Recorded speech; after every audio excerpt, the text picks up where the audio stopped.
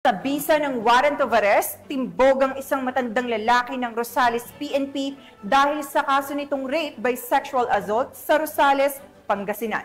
Ang report mula kay Police Staff Sergeant Marvin Jake Romero.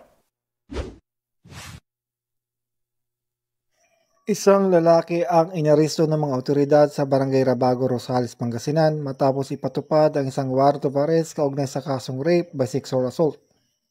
Bandang alas 3:45 ng hapon nang arestuhin ng mga tauhan ng Rosales Municipal Police Station si Aligio, 69 taong gulang, walang trabaho at residente ng Purok 6, Lower Lamac, Orqueta City, Misamis Occidental.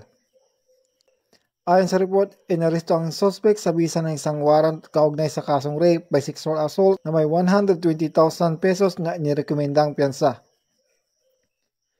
Matapos ang kanyang pag-aresto, dinala ang suspect sa Rural Health Unit para sa isang medical legal examination at dinala sa Rosales Municipal Police Station para sa tamang dokumentasyon at disposisyon. Mula dito sa Ilocos Region, ako ang iyong PNN Correspondent Police Staff Sergeant Marvin J. Romero, alagad ng batas, taga-taguyod ng Balitang Pulis.